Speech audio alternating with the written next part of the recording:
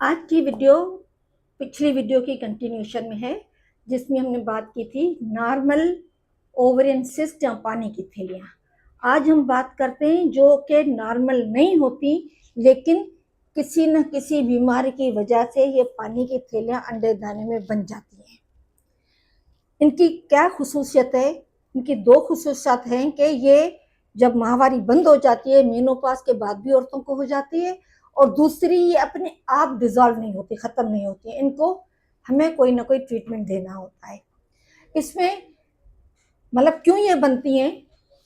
जो अंडेदानी है उसकी जो आउटर सरफेस है या उनके अंदर जो छोटी छोटी फॉलिकल्स हैं, वो नॉर्मल सेल्स एबनॉर्मल में चेंज होकर एकदम से ग्रो कर जाते, मतलब प्रोलिफरेट करते, और वो बड़ी थैलियां बन जाती हैं।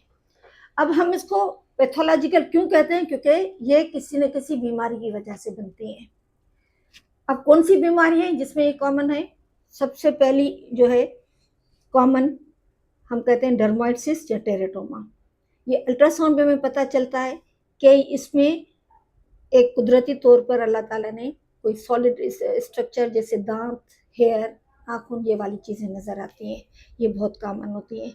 दूसरी सिस्टेडिनोमा, इसमें ओवरी की अंडेदाने की जो बाहर वाली झिल्ली है वो भरकर बड़ी होकर उसमें माया भर जाता है, एक किस्म का लिक्विड, और वो बिल्कुल इंटरनल एकोस देता है। पैथोलॉजिकल सिस्ट एक बात समझ लें, 5 सेंटीमीटर से बड़ी होती हैं, फिर ऊपर उनकी 10-15 वो फिर डिपेंड करता है। तीसरी मोस्ट कॉमन कौन सी होती है? एंड्रोमेट्रियोटिक सिस्ट। जो जिन लोगों को औरतों में एंड्रोमेट्रियोसिस होता है, यानी कि जो एंडोमेट्रियल लाइनिंग है कुदरती तौर पर बच्चेदानी से बाहर कहीं भी लग जाए, ओवरीज में लग जाए, तो जिस तरीके से माहवारी का खून आता है उसी तरीके से जहां पर भी ये टिश्यू होगा वहां पर माहवारी का हार्मोन के साथ चेंजेस होंगी। तो ये इसको चॉकलेट सिस्ट कहते हैं। इसमें हर महीने ब्लीड होता है माहवारी के साथ, और ये बड़ी होती जाती है, तो इसमें खून जमता जाता है। चौथी मोस्ट कॉमन होती है पॉलीसिस्टिक ओवरी सिंड्रोम। छोटी छोटी फॉलिकल्स कभी कभी बड़ी हो जाती हैं, और ये क्यों होती है? ये हार्मोन का इम्बेलेंस हो जाता है ऊपर नीचे, कभी एंड्रोजन बढ़ जाता है, फास्टिंग इंसुलिन, एक अलग कहानी है। पांचवी किस्म कौन सी होती है? इन्फेक्शन की वजह से होती है। कोई इन्फेक्शन रिप्रोडक्टिव सिस्टम का हो गया, ओवरीज में इन्फेक्शन हो गया, उसमें वो सिस्ट हो जाती है। एक बात जहन नशीन कर ले, सिर्फ इन सिस्ट में से 2% जो है उनमें कैंसर का चांस होता है। वो कैंसर भी अगर जल्दी डायग्नोस हो जाए तो उसकी ट्रीटमेंट आराम से हो जाती है। दूसरी बात, अगर हमें पता है कि किसी को पैथोलॉजिकल सिस्ट है, 5 सेंटीमीटर से बड़ी है, उसको दूसरे सिम्टम्स भी होंगे। कौन से होंगे?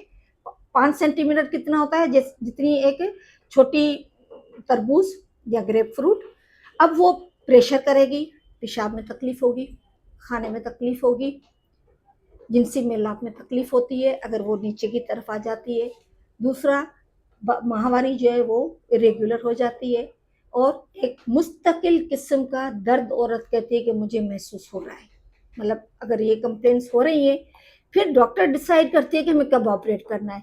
इन केस अगर किसी को पता है कि मुझे सिस्ट है जो 5 सेंटीमीटर से बड़ी है, 8 सेंटीमीटर है, 10 सेंटीमीटर हो जाती है, कभी कभी 11 सेंटीमीटर, और वो औरत अगर उसको एकदम से शदीद दर्द उठे, बेहोश हो जाए, इमरजेंसी। क्यों? वो जो सिस्ट है वो उसका जो एक पेडिकल होता है उसके ऊपर वो रोटेट हो जाती है, टॉर्जन हो जाती है, या कभी कभी वो रप्चर हो जाती है। अगर राइट साइड पे है तो मतलब अपेंडिक्स और उस पर कंफ्यूजन हो जाती है, अगर किसी को पता नहीं है कि मुझे प्रीवियस ओवेरियन सिस्ट थी। इसीलिए अल्ट्रासाउंड पर इसका फॉलोअप बहुत ज़रूरी होता है कि अगर ये कभी बड़ी हो रही है तो हम उसको उस तरीके से डील करें, रप्चर होने से पहले ही हम उसको ये सर्जरी कर लें।